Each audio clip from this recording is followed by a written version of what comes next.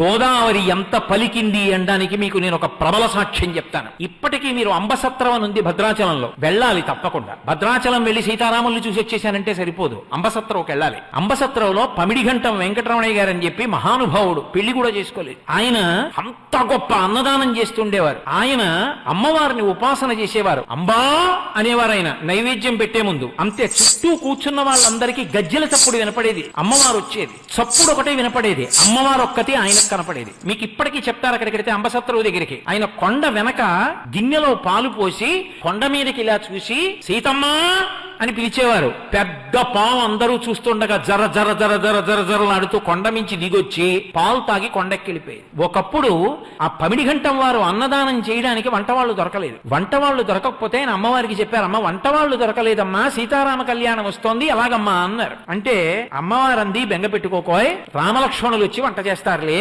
అంది. ఆయన ఇలా చూశారు, మంచి దృఢకాయులైన ఇద్దరు, అంతంత ఎత్తు ఆజానబాహుమరవిందదలాయతాక్షం ఇద్దరు వచ్చారు. వచ్చి, అయ్యా మీరు వంట కావాలన్నారట, మమ్మల్ని ఎవరో పంపించారు, వంట చేస్తాం, కానీ మీరు లోపలికి చూడకూడదు. వంటశాల తలుపులు వేసి 2 పెద్ద పెద్ద గుండిగలు తెచ్చారు. ఒక మనిషి ఎత్తలేడు దాన్ని, అంతంత గుండిగలు తెచ్చి వంట చేశారు. వంట అంతా అయిపోయింది, బయటకు వచ్చారు. మేము గోదావరిలో స్నానం చేసి వస్తామని వెళ్ళారు, ఇంకా రాలేదు. ఆ తర్వాత వెళ్లి గుండిగల మీద చూస్తే రామగుండిగా లక్ష్మణ గుండిగా అని ఉంది. ఇప్పటికీ మీరు